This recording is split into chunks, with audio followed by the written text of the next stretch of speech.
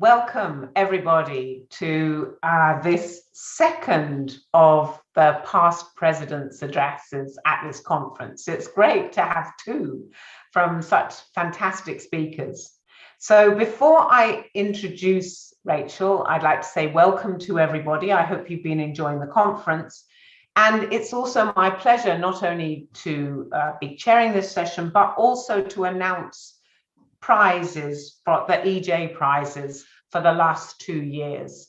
So the 2020 winner that I'd like to announce is Long Live Keiju, the persistent effects of China's civil examination system by Ting Cheng, James Kai-Shin Chung, and Ching Cheng Ma. And it's a great paper. I've read it. It's fantastic. So please do go and read it. And then I'd also like to introduce the 2019 winner of the EJ Prize for Unreal Wages, Real Income and Economic Growth in England, 1260 to 1850, by Jane Humphreys and Jacob Weisdorf. Unfortunately, we won't be able to welcome the prize winners to the platform, but you can see videos of both of those on the EJ conference stand at the conference platform. So please do go and look at those. But now let me turn to the speaker. So it's my pleasure, real pleasure, to introduce Rachel Griffith, who is going to give the past president's talk on obesity, poverty, and public policy. Rachel's list of accolades and positions is just so impressive. She's research director at IFS. She's professor of economics at the University of Manchester. She set up the Economics Observatory, which has been a fantastic resource during the COVID crisis. And she's also editor of Microeconomics Insights. She is a fellow of the British Academy. She's a fellow of the Econometric Society and an honorary foreign member of the American Economic Association. She's currently associate editor of Econometrica and sits on the council of the ESRC. She has won numerous prizes and awards. In 2014, she was awarded 2015, she was awarded a CBE for her services to economic policy. And she was made a dame in this year's New Year's Honours for her services to economic policy and education. She's also been the first female president of the EEA, and she is obviously the past president of the Royal Economic Society and was only the second woman to be that and the first in 35 years.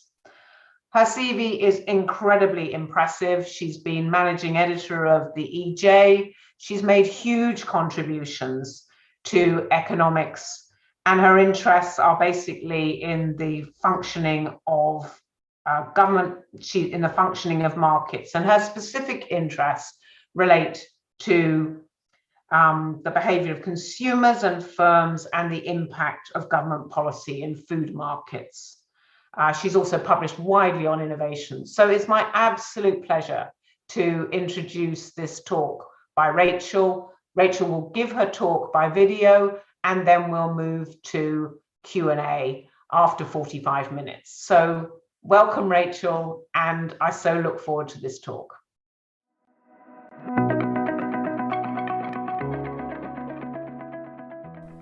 Obesity rates in the UK are high and rising.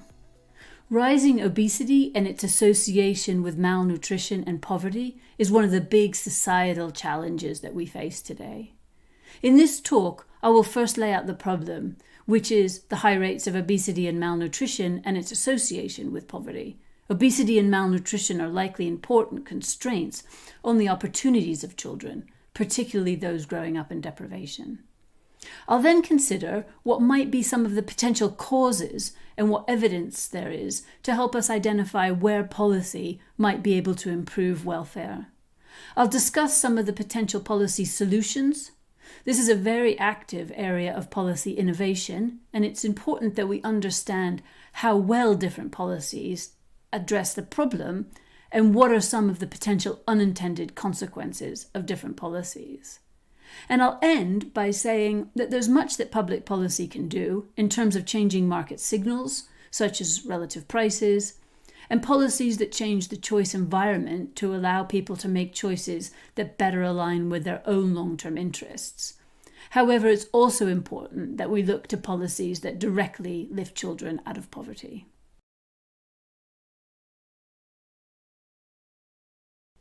Let me start by setting out the problem. Obesity has risen dramatically in the UK and many other countries, with nearly 1 in 3 adults in England being obese and around 1 in 25 being morbidly obese. So just to provide some context for what that means, obesity is the ratio of weight to height. So I'm 5 foot 5 inches tall. If I weighed 82 kilos, I'd be obese. If I weighed 95 kilos, I'd be morbidly obese. So why should you care if I weigh 95 kilos? Well, one reason is that it leads to classic externalities in the form of increased healthcare costs. For example, if we look at the hospital episodes data for the UK, where obesity is the primary or secondary diagnosis, we see that this has risen almost fourfold over the past decade, and it costs considerably more to treat an obese person in hospital than a normal weight person. Over the recent SARS-CoV-2 epidemic, we've seen that people who are obese suffer more in terms of complications and ultimately death.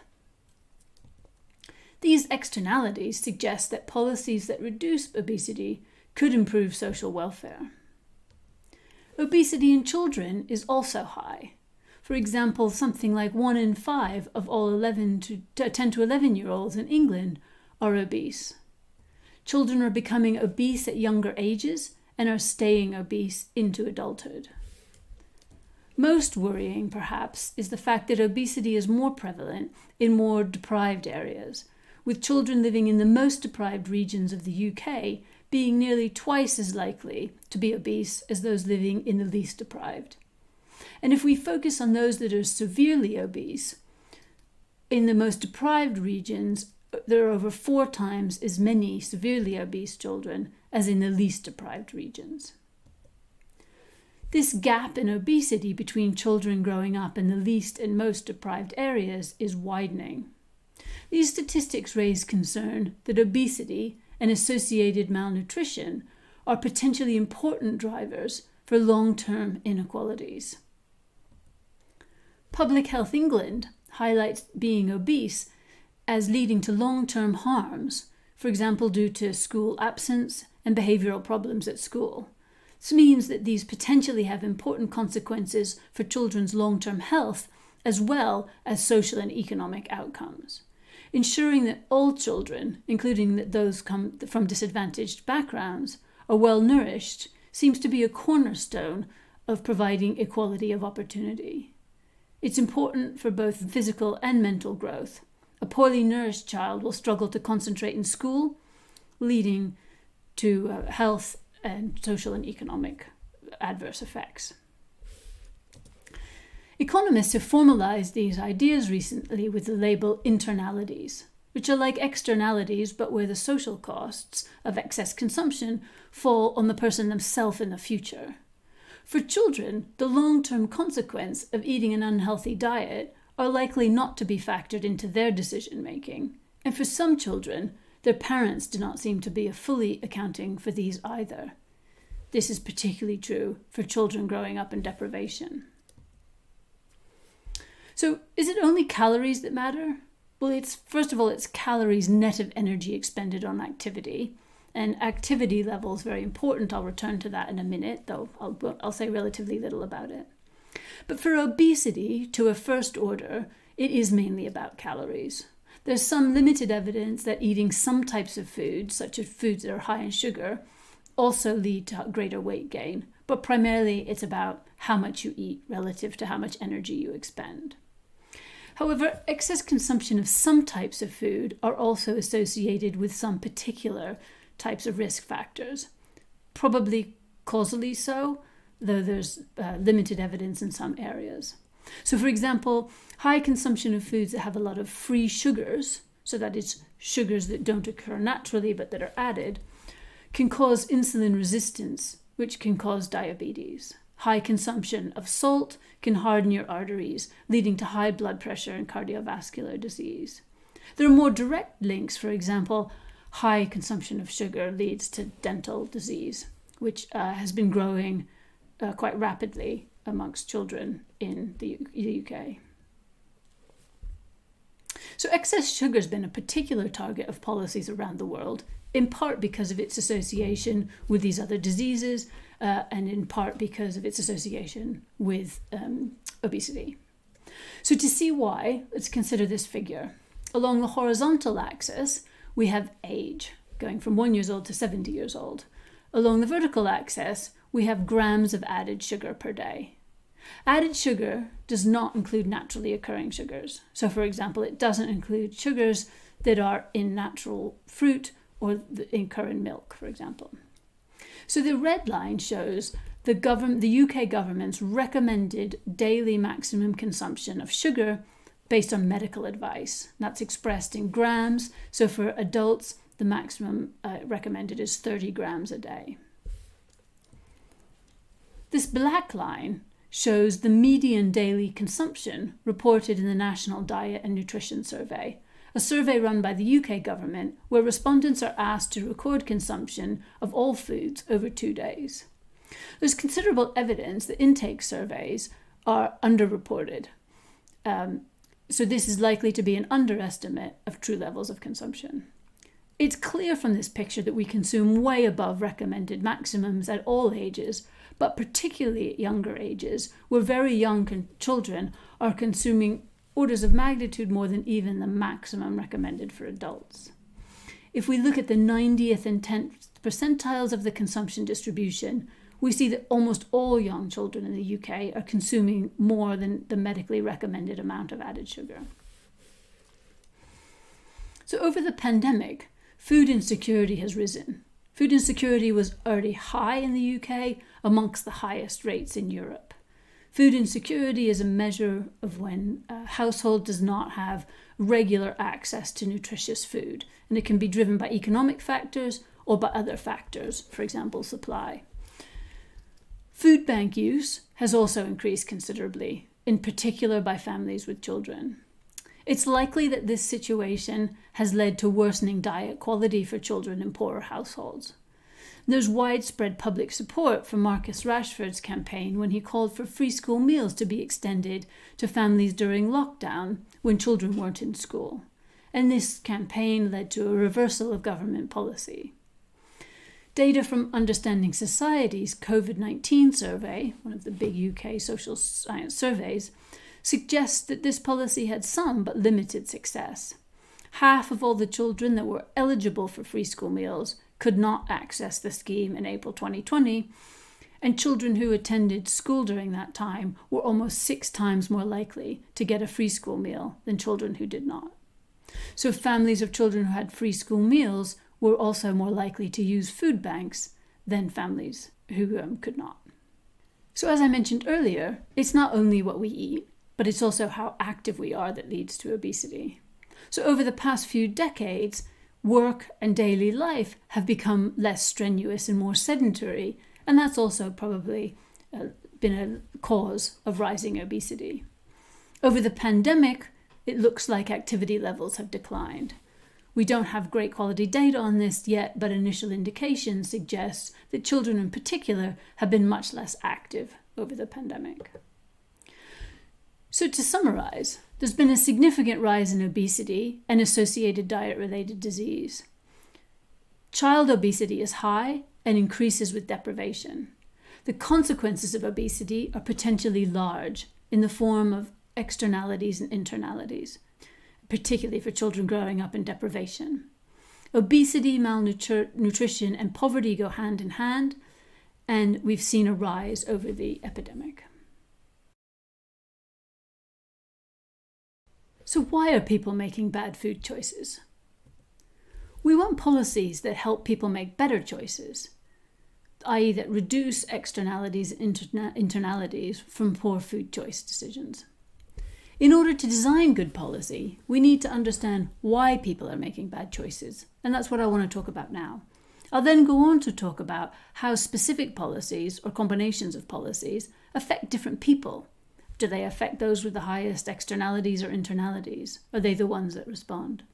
And what other effects these policies might have. For example, are there unintended consequences? Does it change firms' strategic behaviour and lead to different equilibrium outcomes than anticipated? But before doing that, let's look at food prices. Food prices have fallen in OECD countries over the past 4 decades. This means that food budget shares have fallen, and this has led to considerable welfare gains for poorer households for whom the budget share of foods is significant and is much higher than richer households. Food prices in the UK have fallen faster than on average in the OECD countries over the 1980s and 90s. But they rose dramatically in the 2000s due largely to the depreciation of sterling, and of course are rising again now due to Brexit. I show this picture to provide context that policies that substantially increase food prices may have adverse welfare consequences, particularly for poorer households, and this is something we should keep in mind when designing policy. Something that you might find surprising is that the price of ingredients have declined by most. Why do I make the distinction here between ingredients and processed foods? Because that's something that the World Health Organization has emphasized, as do many other nutritional advisors, that home-cooked food is on the whole healthier than processed food. That's partly because people don't know what's in processed food, so may inadvertently consume nutrients that they're not fully aware of, but also because on average processed foods less healthier includes more salt, more sugar, more things that aren't good for us. So this picture shows us that the market price of ingredients has fallen by most. The market price of processed foods has fallen but not by as much, and the market price of food out, so in restaurants, fast food, confectionery, snacks, has actually increased. If we look at the share of the food budget that goes on ingredients versus processed food and food out, we see that there's been a fall in the consumption of ingredients, quite a considerable fall from something like 55% to something like 35%. We see this not only in the expenditure shares, but in quantity shares as well. So this may be somewhat surprising given the change in relative prices, and one reason for this might be changes in time use. Buying ingredients and preparing food at home requires not just the purchase of the ingredients, but also the time spent in preparation. And if we look at time use surveys, what we see is that the amount of time spent on food management, which is on shopping and cooking, has fallen considerably, particularly by women, spending less time in these activities. And while the amount of time that men spent has increased, it's not been by enough to compensate for the decline in women. Women are spending more time in the labour market, labour force participation has increased, hours of work conditional on participation have increased, and the wage offers for women have increased. So if we put these changes together with the price of ingredients, we see and then consider the cost of a home-cooked meal as opposed to just the market price of the ingredients. So we combine ingredients and time, where the cost of time has increased due to outside opportunities. We see that the cost of home-cooked food has actually increased if we compare the solid green line to the dotted green line. So to summarize, the long-term decline in food prices has had important welfare benefits for low-income households. The market price of ingredients, which are generally thought to be healthier, has fallen by more than processed foods and food out, but because of changes in time use, and perhaps other factors, the price of home-cooked healthier foods has increased when we think about the opportunity cost of time. And that's going to be important when we think about designing policies, particularly those that seek to change the relative price of healthier versus less healthy foods. So many policies that governments have implemented around the world have aimed to provide information and education on what is healthy food and how to prepare healthy foods. And these have had some, but limited impact. So in the UK, these policies have included the Eat 5 a Day campaign, encouraging people to eat more fruit and vegetables, warning to be wary of hidden salt in processed foods, changes to regulations over food label packaging, and guides for meals for how to cook healthy foods. So why has it been that these have had limited impact? Well, one possible reason is that people do not fully account for this information when they take decisions over food. There's considerable evidence that people lack self-control when taking decisions over what they eat. This is a picture from a paper that I wrote with several Belgians and Martin O'Connell and Kate Smith, where we looked at variation in people's diets over time. And one of the interesting findings is that people's diet varies considerably over time. In fact, the variation within an individual over time is at least as big as the variation across individuals. And that has interesting implications for policy if we want to think about not trying to make me consume like you, but get me to be the best that I ever am. And so there's some different implications in what we would think there. So this picture shows Google searches for the word diet across the year. And we see that in January each year, there's a spike in people's resolution to have a healthy diet, and that declines over the year. So when we look in more detailed data, we see that this pattern is mirrored in actually the health characteristics of foods that people buy, with people buying much healthier foods towards the start of the year and that quality declining over the year. But also that within individual, there's a lot of variation associated with a lot of other events where people perhaps reset their resolution around Valentine's Day, around momentous birthdays, around all sorts of other events. And so this lack of self-control may be one of the reasons why we see that providing information to people doesn't have such big impact. So work by psychologists and economists such as Sendhil Mullainathan and others have looked at the impact of poverty on cognition and on people's ability to use and act on information they're given. So the poor often behave in less capable ways, which can further perpetuate poverty. And that's certainly something we see when we look at food choices. I've talked so far about food choices in general, but shown you that children living in deprivation eat worse, are more likely to be obese. And when we look at the quality of foods that are in the household, we see that those are worse too.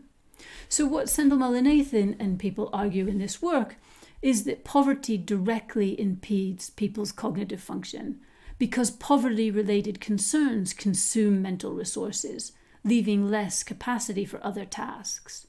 So being poor means coping not only with a shortfall of money, but also with a whole bunch of other cognitive challenges to decisions we need to make, things we need to deal with.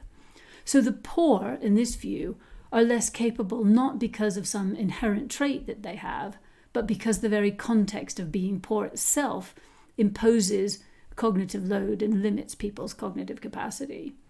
So in other words, the finding is that it's not about poor people, but it's about people who find themselves being poor.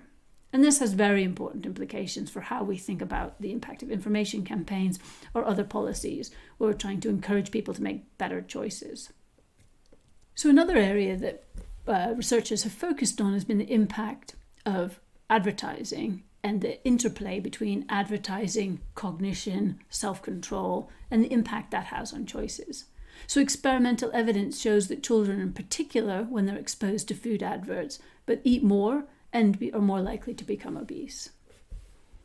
In work that we have done estimating the exposure of advertising, we first show that if we look at TV ads, for example, in 2015, we see that unhealthy foods are much more advertised than healthy foods.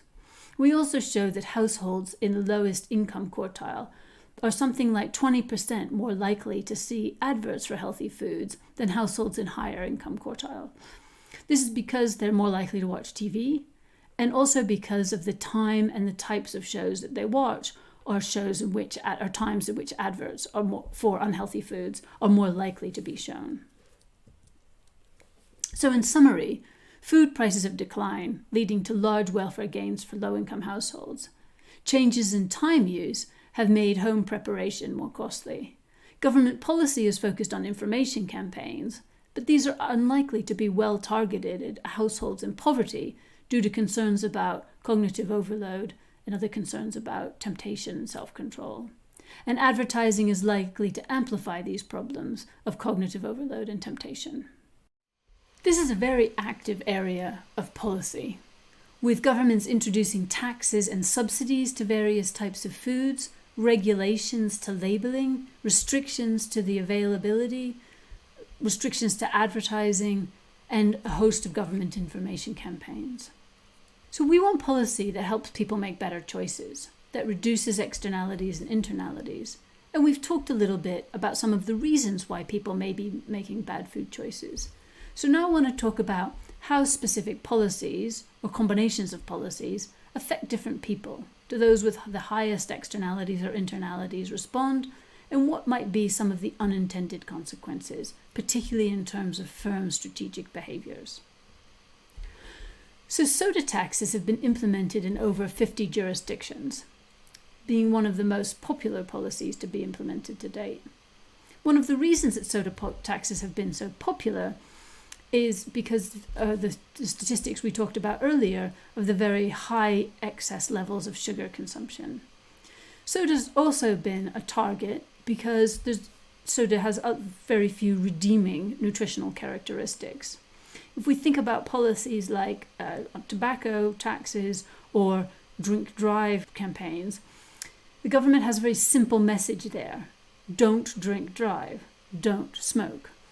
With food, the message is a little bit more complicated. Don't eat isn't the right message, and governments have been a little bit concerned about going too far in that direction because of the adverse consequences that may have in leading to people under-consuming. And so targeting something like soda has been seen to be acceptable because it has high in sugar and has no beneficial effects. So in a review that we've done of 27 studies that looked at across a large number of different jurisdictions, we see that taxes almost always lead to an increase in prices and have led in most cases to substantial reductions in the purchases of soda. But in order to understand whether these policies have been effective, we need to know whether they've led to reductions in consumption in those individuals who generate the largest internalities. So who is that target population? Unfortunately, we don't have very good estimates of internalities. For whom is the consequences of excess consumption when they're young the largest? And what of those consequences are being taken account of at the time the consumption decision is taken? Those are very difficult things to know the answer to. There are some estimates, but we don't have widespread estimates. So policymakers have focused on the young, the poor, and heavy sugar consumers. And so we'll focus on them in our work. Are these groups responsive to taxes? If they are, then they gain in the form of reduced long-run internalities, which compensates for the loss through higher prices. If no, then they do not benefit from reduced internalities, and they pay the higher prices. So if we think about the impact on poor households, we've not made them better off in the form of reducing internalities, and we've made them poorer because they're now paying higher prices. And so that may be a concern, and we'd like to learn about whether we could design better policies that are more effectively targeted. So in work that I've done with Pierre Dubois and Martin O'Connell, we ask this question and related questions. And in that work, we tackle a number of methodological challenges. So in particular, it's important that we can allow for a lot of heterogeneity in preferences and responsiveness across people to policies like taxes. That's key to the question we're trying to ask. How do different people respond? So it's important that we allow that preference heterogeneity and that we're able to capture it well in data. In addition, we want to be able to relate that heterogeneity to demographics of interest, such as those that might lead to high externalities, like being young, poor, and being a heavy sugar consumer. And we might be interested in doing that in ways that don't impose much parametric restrictions. And that's been the focus of work we did, for example, in our AER paper, how well targeted our soda tax is. So one of the graphs that come from that paper is shown here. Along the horizontal axes, we have age and mean sugar consumption in individuals' total diet, accounting for everything that they buy in the supermarket and eat. So people who are high sugar consumers we think of the ones who will experience the highest internalities and cause the greatest externalities. Those who are the youngest have been the focus of policy because we may think the internalities are highest for that group. In the paper, we also consider household income. Along the vertical axis, we see the reduction in grams of sugar as a result of a price increase that's of the scale of the soda taxes that we've seen implemented. So what we see in this picture, first of all, is that all the bars are positive. So everyone responds to some extent to the change in price brought about from the soda tax. And actually the size of these changes is fairly substantial given the modest change in price. If we look in the sugar consumption dimension, we see that the largest responses are amongst those who have low sugar consumption. So that's bad news. We'd like policy to lead to the biggest responses for those who have high sugar consumption, but it's the people who have low sugar consumption that respond. That's perhaps not surprising when we look at what's driving that. It's that the high sugar consumers have very strong preferences for sugar, so it takes a lot to shift them away. If we look in the age distribution, however, we see better news in that we see that it's the youngest consumers that respond by the most. They're more price sensitive. That's even conditional on income. And so that's good news because we think that they are probably the highest sugar consumers, the consumers for whom the internalities are highest. So if we look in a little more detail at the UK implementation of the soft drinks soda tax, we see that the tax schedule that was introduced in the UK in 2018 looked like this. So a drink that had at least between 5 and 8 grams of sugar per 100 millilitres is taxed at 18p per litre, and drinks that have over 8 grams of sugar per 100 millilitres are taxed at 24p per litre. So that leads to this funny, kinky type demand schedule depending on the sugar intensity of the product. So we want to look at how firms responded to the implementation of that policy. So that policy was implemented in 2018. So I'm just going to show you what happened to the distribution of products available in the market before and after the implementation of that policy. So here we go back to 2010. The black bars show you the number of products available in the UK market at that sugar intensity. And we see that the mass point is around 10 grams per 100 grams. So that's around what Coke and Pepsi are. And if we go 2011, 2012, the years before the implementation of the sugar tax, we see that there's not much variation around that 10 gram mark. And then as we approach the implementation of the sugar tax implemented in 2018, we see a jump to a large number of products being reformulated down to below the tax threshold of 5 grams per litre. So if we compare before and after, we see that around 50% of manufacturers reduced the sugar content of drinks, and that led to considerable reductions in the amount of sugars that people got from soda. So both consumers respond in terms of reducing the amount of sodas that they purchased, but also firms respond in reformulating the soft drinks such that they were less sugar intensive. And both of these things together meant that the tax was had fairly substantial impact on sugar consumption through drinks. So another policy that's been popular and talked about a lot has been restrictions to banning of junk food adverts. And in a paper with Pierre Dubois and Martin O'Connell, we study the impact that banning adverts for junk food will have both on consumers and on the strategic behaviour of firms. We show that adverts affect the choices that consumers make, and that banning them will lead them to consume less, but will also affect the behaviour of firms. So importantly, in order to understand the welfare implications of these changes, we need to take a stance on whether advertising is informative or distortionary. And we don't have a great identification strategy, in fact few exist in the literature, to really tell whether that's true. However, if we look at adverts in the crisps market, which is what we study, we can, I think, argue that it's pretty unlikely that seeing a supermodel eat crisps is informative about the true impact that eating crisps will have on your health or utility. So in the paper, we calculate welfare under both assumptions, informative or persuasive, but we think that it's the assumption that they're persuasive is pretty likely to be true. So adverts for junk food are persuasive. They distract people from some of the negative characteristics of products like price and bad health consequences. And they lead people to choose to buy more junk foods than in the absence of an advert.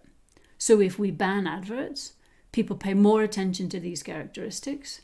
So they buy healthier, they're more responsive to price, they buy healthier varieties, and they buy less. They substitute to the outside option more often. So what's the impact of banning junk food adverts?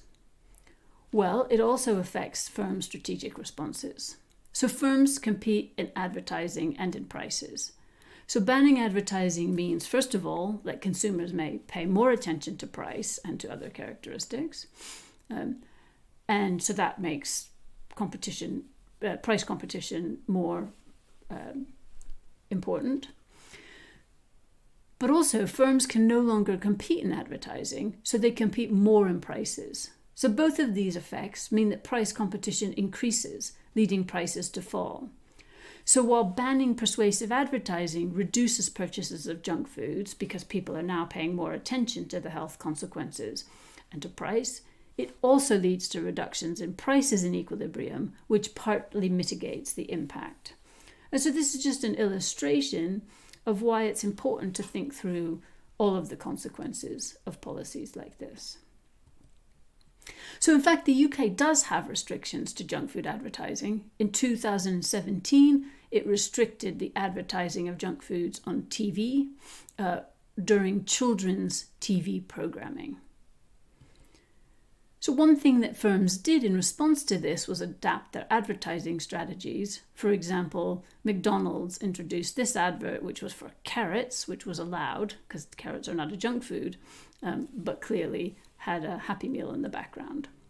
Firms also shifted their advertising to avoid the restrictions. The restrictions were specifically during children's TV programming, which was interpreted as TV programs in which a certain percentage of the audience was children. And so advertisers shifted their advertising to non-children's programming, when of course many children are still watching. So despite the ban, most adverts that children see on TV are still for junk food. And because of this, government is currently legislating to extend the restrictions for adverts for junk foods to all programming, and also to restrict online advertising, which at the time was not important, but now, of course, is very important. So in ongoing work, we're trying to think about how these policies interact. So, for example, soda taxes increase the price of sugary drinks and reduce consumption through the price channel. But taxes may also change firms' other strategic choices, such as advertising. So in the way that we saw that advertising restrictions will change pricing decisions, taxes may also change advertising restrictions. So advertising itself can shape demand, as we saw in earlier work, and that will lead to, that means it will affect price elasticities. Advertising also has long-term effects on demand, leading to dynamic considerations. And in ongoing work with Rossi, Abby Rafa, Pierre Dubois, and Martin O'Connell, we're considering the impact of soda taxes and advertising restrictions when we allow for dynamic firm responses. This work is particularly relevant as the government considers whether it should introduce broader taxes on sugar. So this is a currently live policy debate, and one of the questions is what products should be targeted and what would be the likely impact. So if we go back to the picture I showed you earlier and look at what are the high sugar products that account for most of the excess consumption, and if we focus on younger ages, as I've argued, the internalities are likely to be highest in people of younger ages, and I can zoom in on that portion in the red rectangle there, we see, first of all, that for teenagers, around half of sugar consumption is accounted for by sugar-sweetened drinks and half by food. That's been one of the motivating factors behind focusing on soft drinks taxes.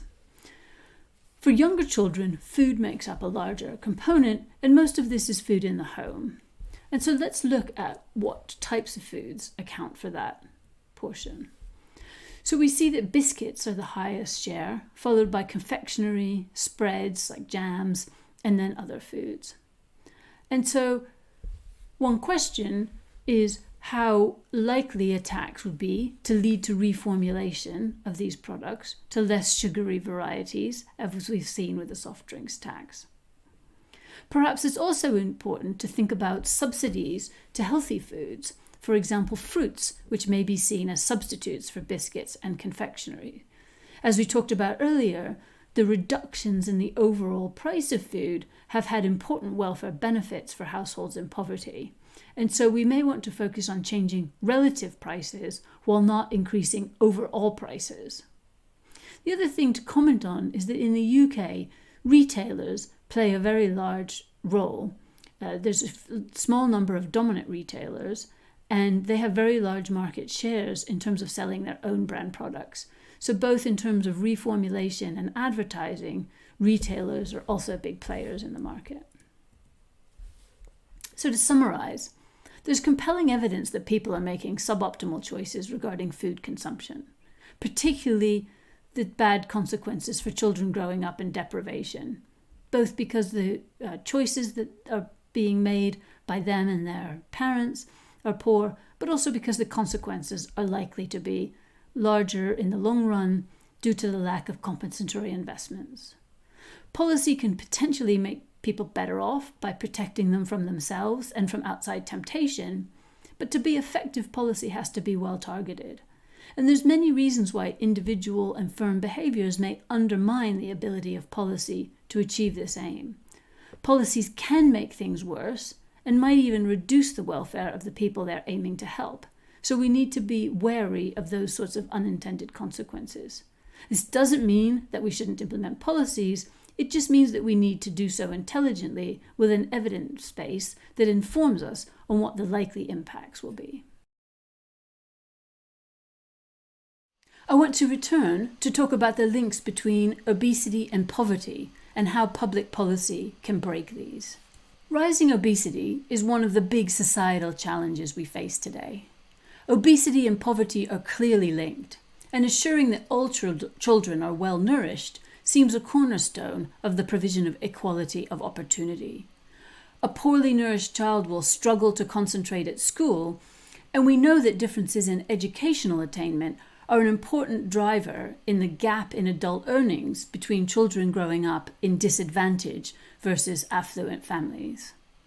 Good nutrition is essential to both physical and mental growth, and poor nutrition leads not only to longer-term health problems, but also poor economic and social outcomes. So child poverty in the UK has increased over the last decades after falling for several decades. And COVID, of course, has hit households and occupations that are more likely to be in poverty harder than wealthier households. If we look at who was in poverty in the UK by work status prior to the pandemic, we see that households that were workless were the most vulnerable to poverty, with around 60% of households that didn't have work being in poverty. And this doesn't in fact vary much across household types, with the poverty rate being around 60% for lone parents or couples with children. If we look at households that had work, we see that the likelihood of being in poverty is less at around 20%. Now, of course, if we think about the number of children that are in poverty, we need to think about the fact that most households do have work. So if we look at the share of households who are in work prior to the pandemic, this is reasonably low. So COVID has hit households and occupations that are most likely to be in poverty, and so it's likely that this will increase worklessness and increase poverty. And both of these are likely to lead to increases in child poverty and increases in child poverty in workless households. So, of course, the government has announced substantial temporary increases in benefits to help people through the pandemic, and those have been very important. However, if we look at what was happening to the state provision of benefits for out-of-work households before the pandemic, there have been very large cuts in these, and the generosity has reduced substantially over the last decade. So what this figure shows is the percentage change in real benefit entitlement for workless households between 2011 and 2020, before any temporary measures that were introduced by the government as a result of the pandemic. And we see that across the board, there were pretty substantial reductions in the generosity of these benefits. Across all households, it was around a 15% reduction, and across households with children, this varied slightly with households with more children experiencing bigger declines. So what was the impact of the temporary measures introduced as a result of the pandemic? Well, these did slightly increase the generosity, but there's still the generosity is still low relative to the generosity levels of a decade ago. So these cuts were partly due to the relatively high inflation rates experienced in that decade, combined with cash terms freezes in many benefits claimed by workless households. But they were also importantly to do with explicit reductions in the generosity that came along with the introduction of universal credit. So as I said, the temporary increases only partially unwind these, and they're temporary. So to have long-term impacts, it's likely that we'll need substantive and possibly costly policy reforms that lift children out of poverty.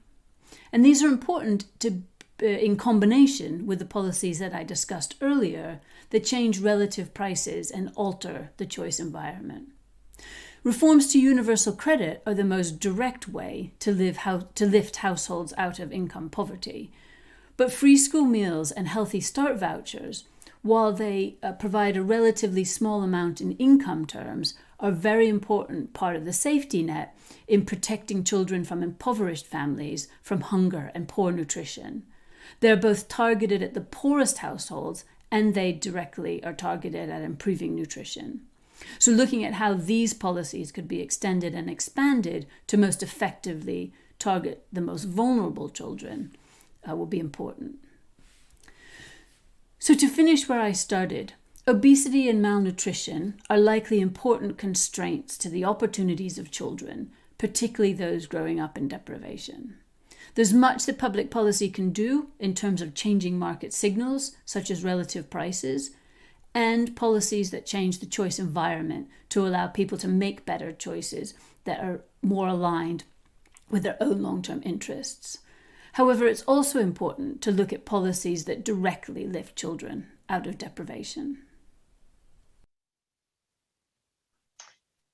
Thank you, Rachel, for an absolutely fabulous talk. I think it illustrated your commitment to seriously using economic tools to understand a major policy issue and concern of our age. And the fact that, you look at the fact that in these areas, government tend to take a number of measures. Those measures interact. Your work looks explicitly at how they interact and looks too at how firms respond as well as consumers, is just such a mark of fantastic economics and of your rigor and strength. So I think that's been wonderful, and we've got a whole pile of questions coming in. So I would love to ask some questions myself, but I'm going to turn over to the audience who have been waiting patiently. And kind of one of the first sort of areas that has attracted a lot of interest is the issue of soda taxes. And people have reflected that soda taxes have often been very unpopular because people have seen them as paternalistic interventions by the state on their free choices. What are your thoughts on the kind of welfare economics and ethical questions raised by soda taxes? Great. Well, thanks very much, Carol. It's excruciating to have 45 minutes of watching yourself. So it's an interesting question of what we think about the paternalism of this whole range of policies. I have to admit that myself, when I started working in this area about 10 years ago, that was very much my view too. That what's the government doing telling me to eat, what to eat, or trying to influence the decisions I make? That's clearly a place where I have better information than the government. Why should they get involved? However, the more I look at it, the more I just think there's compelling evidence that people are making bad choices. And there's compelling evidence that very large firms are manipulating the choices that people take. And so that some regulation, perhaps in the form of changing relative prices, perhaps in the form of restricting activities of firms such as advertising, would be beneficial for social welfare. However, those policies can also go very wrong and reduce social welfare. And that's been a very important theme of my work, of trying to identify who the winners and who the losers are and how they affect people. And so I think it's very important that we keep those issues in mind. Yeah, I think it's interesting. I mean, people might have made the same arguments about smoking 40 years ago and now no longer do. And indeed, 20 years ago, people didn't think obesity was a problem. Yes. Not because it wasn't rising, but because obviously it just wasn't seen as a problem in the way that we now know much more about the medical side of it, as well as the kind of economics. So I think just to add one thing, I think with soda taxes in particular, very specifically to this question, if you take the work in our AER paper very literally, there are losers. The losers are older men. Older men do have to pay the tax. They lose in just standard compensating variation sort of sense, and they probably don't gain in terms of the internalities, whereas poor children gain. And so I think most people's social welfare function would weight those against each other in a favorable way, but we can have an intelligent discussion about that.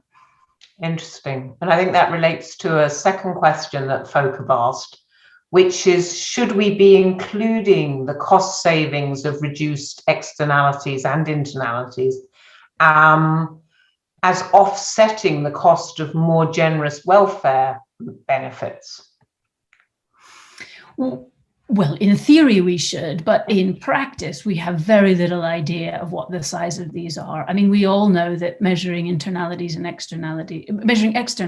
the best case is very difficult, even when we're looking at like research and development investment or something.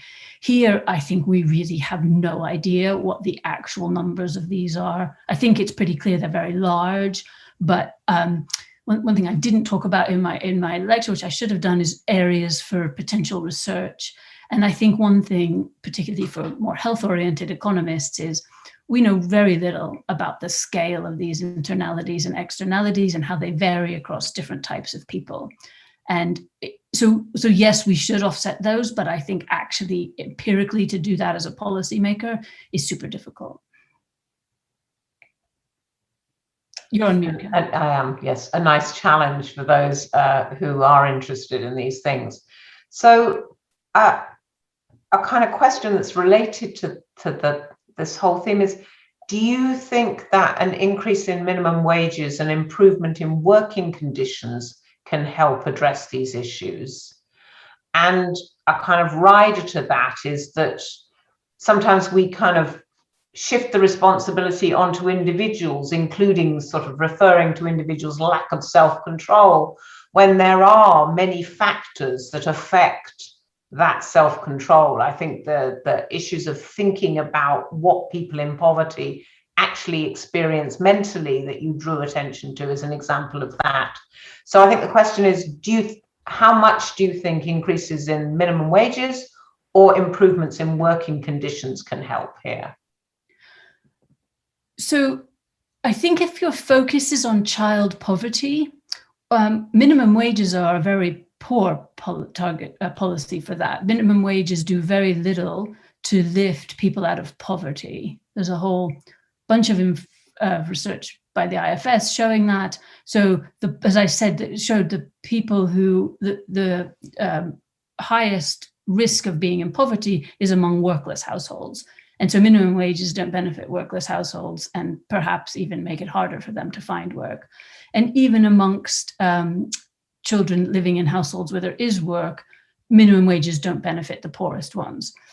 Policies that make work pay for children, for households which have children in poverty, are crucial and I think an essential part of policy. I think minimum wages are good for other reasons, but I don't think that's it's a well-targeted policy here. So I'd really refer to the work of my colleagues at IFS who've done much more on that than I have. But I definitely think that policies that lift children out of poverty are crucial, and policies that make work pay for low-educated and low-income people are essential. Okay, and then I was interested to know what you think about programs like fruit and vegetable prescriptions and subsidies that are being tried in the US. Is this too little, too late? I'm afraid I don't know the specific literature on those policies. So I have done some work on. I think that subsidizing healthy foods is an important part of a package of policies that governments should think about. And going back also to the previous question, policies that help people execute self-control or commit. So things like removing chocolate bars from the till in supermarkets, so things that empower people to make better choices, to change the choice environment, I think are important. So in the UK, Healthy Start vouchers have been shown to be very effective at improving the diet quality of poor children. So thinking about how you can subsidize healthy foods, if we just subsidized fruit, that has huge dead weight because most of that is bought by wealthy people. So I think you need to be careful there about exactly how you do that. But I think definitely thinking about how we change the relative prices, and so use subsidies not only to change the relative prices, but also as nudges to shift towards a healthier diet. But honestly, I think we don't know enough about perhaps more the psychological side of it, the cognitive side of people's decision-making processes there. And so how economic tools can be combined with understanding of people's decision-making process to shift towards healthier diets is certainly an important area for policy to look at. Yeah, so presumably when you were pointing out the decrease in food prices over the last 10 years, that did not lead to an increase in fruit consumption and a decrease in biscuit consumption amongst poor households, which you might expect it to do so. No, that's right. Yeah. So relative, people's food choices are driven by more than relative prices and absolute prices. There's a lot more going on that non-separabilities with time use and cognition and the way that we process food is changed in a whole host of ways. So I think there's a question that is about kind of trying to integrate policies. So the question is, how might we integrate the biological medical aspects of obesity with economic policies that we might want to introduce? For example, mental health disorders often cause obesity and can indeed be caused by obesity. So is there a danger with these policy approaches that largely affect individual incentives and ignore these kind of integrated aspects of policy when you just focus on one?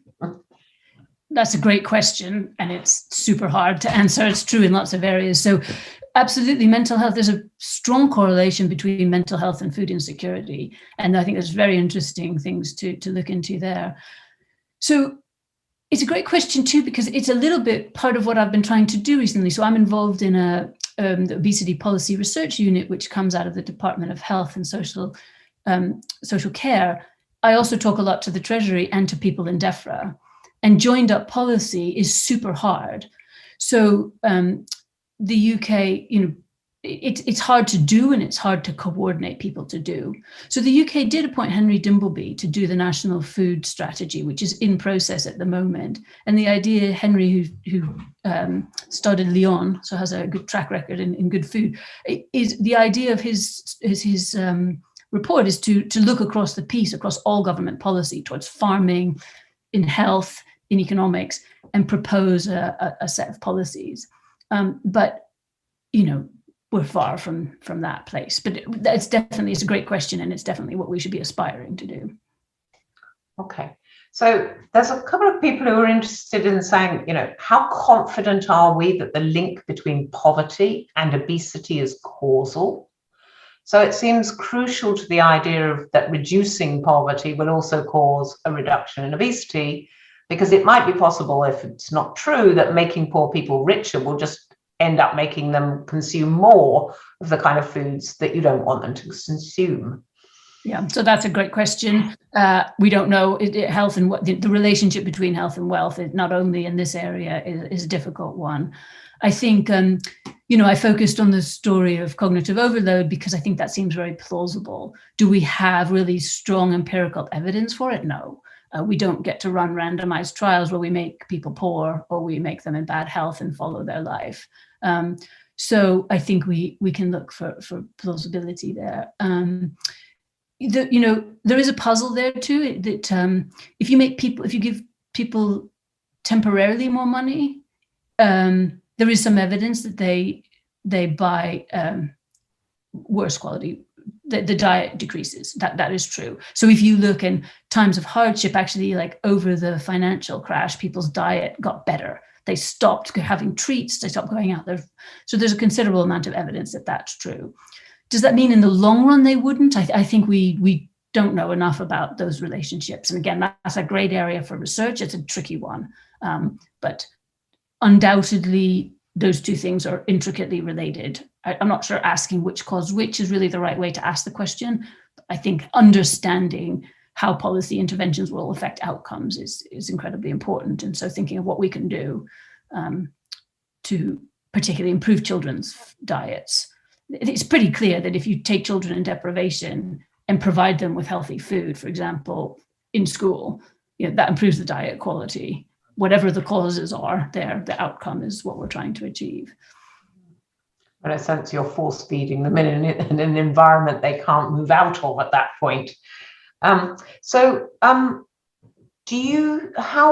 This is kind of related to this, how big a role do you think there should be for universal entitlements? So, for example, to free school meals, to capture those who are not eligible under current means testing?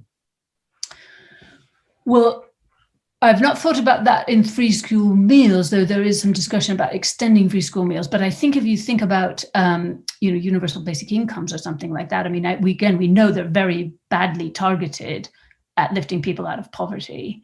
So again, I'd refer to work by my colleagues at the IFS, where that the amount of money we'd have to spend to have the same reduction in poverty for a universal income is enormous. It's completely unfeasible. So I don't think that's the way to go. I think that thinking about how it is true that take up of Healthy Start vouchers and free school meals is a problem. And so I think looking at the details of the designs of those policies and how we could extend them in ways that really target the most vulnerable is important to do. I think the details and the nitty-gritty aspects of the design.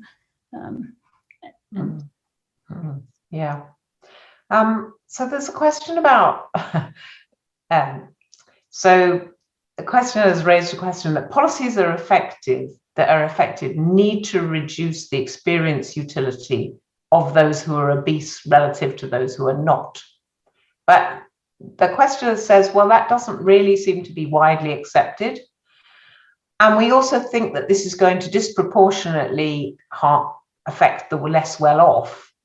Again, do you think this conundrum can be solved in a non-paternalistic way? So for me, the compelling group is young children living in poverty. And I don't think that those children, I don't is it paternalistic for 2-year-olds? Yes, we should be paternalistic to 2-year-olds. I mean, that they're children. That's what parents do. And where the state should intervene is where parents are failing to do their job properly. Maybe not through their own fault, maybe because they had a bunch of bad shocks and they're in a state, they have mental health problems, they need help. I don't think this is about berating people to tell them what to do. I think there are demonstrably a group of children who are living in households where the household is struggling to provide the most essential needs for that child to grow up. We make children go to school. That we have lots of sense in which we protect children by requiring them to do certain things. I think requiring children to eat a nutritious meal is a completely reasonable thing to do. We would hope that parents would do that. Where parents are neither capable or willing for some reason, I think it's perfectly reasonable to think that the state should intervene to do that. Honestly, I agree. I don't think the state has any business in whether I choose to pig out on biscuits or not. That's fine. Not that bothered. I mean, there are some marginal reasons to do with externalities and stuff, but for me, that's not the compelling reason here why we want to intervene. I think one could have an intelligent discussion about that. I don't see the intelligent discussion. I don't see why you could possibly object to help to ensuring that a 2-year-old child eats a diet that makes it sufficient that they can attend school and have some opportunity for a fulfilling life. So that's a very broad question now. Do you think there's room to link policies to reduce obesity and policies to curb climate change? For example, cutting meat consumption? Or do you view them as opposing incentives that potentially increase the decision burden on poor individuals? I don't think they're opposing, but I'm not sure that you want to try and have one policy instrument that tries to achieve multiple aims. So I would say that those are both policy aims that we probably want to achieve: reducing child obesity and reducing environmental damage of food. And so we should think about policies that achieve both of those. Do they need to be the same policy? I don't know. We need to think about the policy mix. I don't think they're really in conflict with each other, actually. But where they are, then we need to weight those up and figure out the best policy mix. But I don't see that as being particularly complicated. Okay. So there's a question now which is about the other side, which is about calorie expenditure. Do you think that in these policies should be more connected to the education system and to sports and physical exercise? Well, so that's an area that I would love to do more research on. So from my own personal point of view, I think exercise is incredibly important. My medical colleagues tell me, and there's actually some quite interesting work that's just been publicized in the media by scientists at Harvard, suggests that increasing exercise is very difficult to reduce obesity by increasing exercise because the body responds. So again, that's not my personal experience, but the medical people tell me that that's true. The other thing that I've heard them say is that it's very expensive. It's much more difficult to target, to get people more active. So getting kids more active in school is expensive. Schools, so we would need to come with big budgets. Schools are already under pressure to do a lot of things. There's been some pushback from schools saying, we want to deliver the maths curriculum. You now want us also to make kids do sports. That's a lot. I think that's a great question. It's not something I've done any research on. So I don't know. I think it's super important. I mean, I think it goes back to the question about mental health and family. People who live in good, happy lives are healthy in all sorts of dimensions. So we want policies that help people live good, happy lives. And having a fulfilling job is certainly part of that. There's possibly other things, but those are complicated. How do we make society such that everyone's living a good, happy life? The Deaton Review is looking into those issues, but that's a very complicated, large set of policies. Yeah, close to the set of policies around good jobs as well. That's another Absolutely. very complicated area. Absolutely, good work is an important part of a good life, but also participation in society, in civic society, in all sorts of aspects of society. And having the time to do that. Yeah. So there's a more technical question, which is, how do you ensure that the measure of poverty that you're using in the analysis is close to the reality? I'm not sure whether that means that from the question of whether it's close to the reality of whether it measures the income people have, or whether it's the experience of poverty that's measured by low income. So, yeah. So actually, that's a great question. And there's a lot behind that. There's a bit of a puzzle that I totally skipped over here, is that if you just look at how diet quality and obesity and lots of things vary with income, they actually don't vary that systematic. There's a bit of evidence that varies. The strong correlation is with deprivation of areas deprivation. And so it just goes back to what we were just talking about. I think income poverty is a very limited view of what poverty is. Poverty really is, I think, more importantly, particularly in this area, is much more poverty of experience, of opportunity. So income is certainly a very important part of that. But your ability to live in a good situation, in a good house, in a society where you have time to do what you want to do and socialize, etc., is probably more important. And so just empirically in the work we do, we've tended to use deprivation area or social class, both of which reflect more than income poverty. But there's been a lot of work done by the Social Statistics Commission, for example, looking at poverty measurement in the UK and others. So I think that's a great question and a great area for research. And it links to the environmental issue that you raised about where people live. So there's an older literature, obviously, about things like food deserts, that the kind of shops that can serve poor individuals need to keep food with high shelf life, those and cheap, and those tend to be full of additives and don't perish, and therefore people's actual choices that they can make are more limited. Has any of your work shown that changed over time, Rachel, as the kind of supermarket and retail landscape has changed in Britain? Have you done any work on that? Do you know of work on that? Well, there's a very good paper in the US that looks at the evidence for food deserts. So one point that the sort of more IO side of economics has made is that firms respond to supply. So if there's people in an area that want to buy healthy foods, firms will tend to supply it. And so the food desert argument is perhaps that. So what the paper in the US shows is that it's all driven by variation in demand preferences. That in more deprived areas, people don't buy healthy food, even if you put available, so firms don't provide it. So this is a bit which came first, the chicken or the egg. And of course, it could be that there's some people living in those areas that would like to buy fresh fruit, but there's just not enough people that want to buy it, so that the stores don't keep it. In the UK, we have a very densely populated country. And so most people in the UK, in fact, I used to know the exact number, something like 80% of people in the UK have at least 2 supermarkets within 2 kilometers of them, or something like that. So it's very few people in the UK that can't get to a large supermarket that's selling food relatively cheaply. So that doesn't mean to say that the food environment isn't important. I think it clearly is important, but whether that particular aspect of it is important is not clear.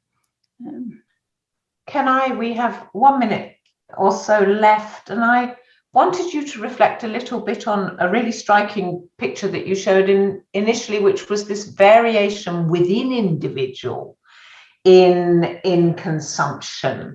And you kind of said it was a lack of self-control. What are your thoughts on that? Because that's actually something quite striking that I've not seen before.